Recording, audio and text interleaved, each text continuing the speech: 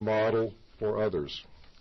We're gratified the jury saw the overwhelming evidence in this case led to just one conclusion, that Dr. Murray is guilty of involuntary manslaughter in the death of Michael Jackson.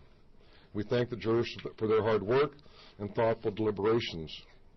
We also want to acknowledge the court, Judge Pastor in particular, court personnel, bailiffs, and many others who assisted in ensuring that both sides in this case had a fair trial. Finally, we want to extend our personal sympathies to the Jackson family, especially to Prince, Paris, and Blanket. They have lost a beloved father. Nothing can make up for that loss. Now, Deputy D.A.s Walgren in Brazil, like all other district attorney personnel, take their ethical obligations as prosecutors seriously. They believe that it is not appropriate for them to comment too extensively, if at all, on the trial that just was completed. They will be more available, obviously, when Conrad Murray is sentenced, and that will take place, as the judge indicated, on November 29th. With that, we'll answer any questions if we can. Mr. D.A., for those out there who say that this is a lot of effort on the part of your office with very little payoff, with AB 109, this person may not see state prison, may not even see county jail, although we've seen some today. Respond to that, the importance of this case, despite the fact you weren't going to get much time in state prison for this. Well, there was a homicide. Someone lost their life. 3 children lost time with their father because of someone's criminal negligence. So the effort in that regard was worth it just to make that point, to prove that point. But you make a point also. AB 109, the so-called realignment that will eliminate the potential for a traditional state prison sentence in state prison in this case, because this case is one of the so-called nonviolent, non-serious, non-vegetable sex offenses. AB 109 was a fool's errand. I've been speaking out against it since it was first proposed. Unfortunately, the governor, the legislature, and some others who have embraced it have gone on this fool's errand course, and this is probably the first of many, many, many poster children cases that will reveal how 109 is potentially a complete failure, a criminal justice disaster, and it will impact public safety.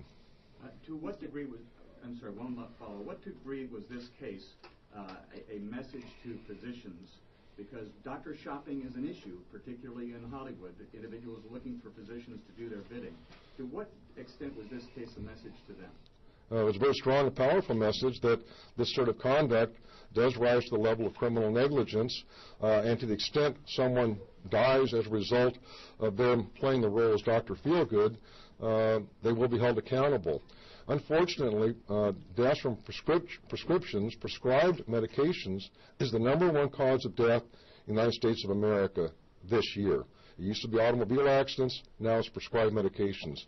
And in this particular town, Los Angeles, we see many examples of high-profile people succumbing, giving up their lives because of their addiction to prescribed medications. And they're oftentimes aided and abetted by unscrupulous and corrupt doctors. So, fair warning to them. Can Mr. Walgren or Ms. Brazil make a statement? Just you've been through this every day. Your thoughts at this point?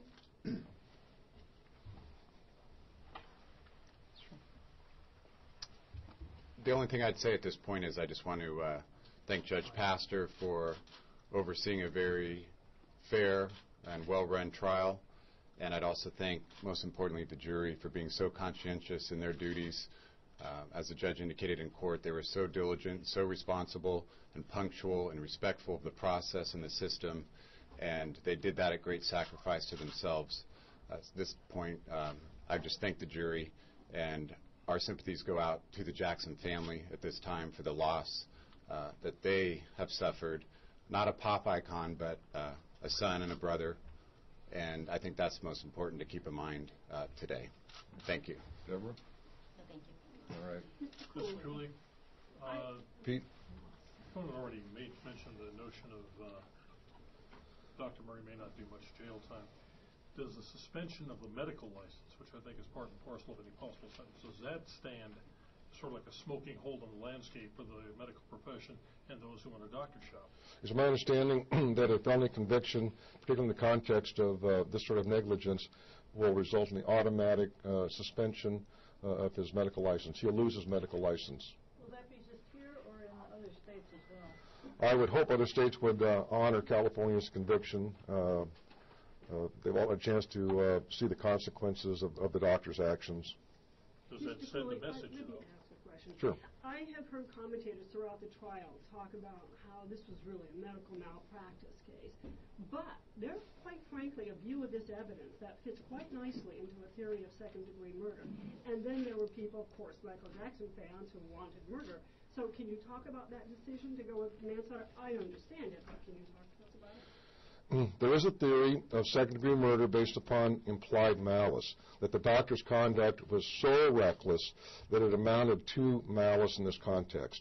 This theory of murder was examined carefully based upon the evidence gathered by LAPD and the coroner's findings. Many lawyers in our office did review that as a possible alternative, and after careful consideration, we redounded to involuntary manslaughter as the most accurate charge to characterize the doctor's misconduct. His conduct certainly was medical malpractice, but his conduct also resulted in a criminal homicide. Steve, there have been a number of high-profile cases under your watch, obviously, and this is one that you won straight out. Is this a vindication of your office? Well, first of all, I can hardly remember any of the high-profile losses. Just in the last month, this office has achieved either the death penalty or secured convictions in some of the most notorious serial murder cases in the county's history. And we filed new charges. These are all significant accomplishments of an office that has mastered its craft and does it very well. In terms of other so-called losses, we routinely achieve a 95% conviction rate, despite the fact we try literally hundreds of murders every year. These are tough cases, gang cases. So I don't really, maybe it's just me in my old age, I don't really recall any high-profile losses recently. Well, I got one, but that's one out of the 60,000 felonies we try a year in and year out. We're doing pretty good. This is just another in a string of high-profile victories, along with the thousands of routine, non-profile convictions we obtain. There was some speculation or a lot of talk during the trial, because I have to listen to a lot of talk, about maybe putting Jackson family members or the children on the stand. Was that ever taken seriously? That would be a trial decision that would lead to my great trial lawyers. Could you answer? Spoken. In light of all the gang cases and murder cases out there, can you respond to the defense's contention that if it weren't for Michael Jackson, this case would never have been brought? It's not true. With the same kind of evidence gathered by LAPD, with the same findings of the coroner, which was that this was a criminal homicide, we would have lawyers pursuing it in the same manner and method. Obviously, this one takes on sort of a viral international dimension because of the celebrity status of the ultimate victim, but that just comes with the territory. Did you start to suspect criminal conduct before the autopsy report was completed? You know what? I, like the lawyers in this office, wait for all the evidence to come in, investigators complete their investigation. This is a team effort. The coroner has a certain specific and very important role. LAPD obviously did a great job investigating, gathering evidence from the crime scene, and thereafter our office with the investigators then sought out, very importantly, the opinions of a number of noted medical experts from different fields to advise us, to help us come to conclusion regarding criminal negligence and what this was, either a murder or involuntary manslaughter. So for clarity, despite no prior convictions, despite AB 109 and an overcrowded prison system, your office will be suggesting 4 years in state prison. I'll leave that to the trial lawyers. They were told by the court to submit a sentencing memoranda. They're very good at that. We'll submit our memoranda. And obviously 4 years is the maximum. The court must consider a number of factors that relate to this particular defendant and this crime. We'll leave that decision to the court. Well, what does the District Attorney of Los Angeles County think?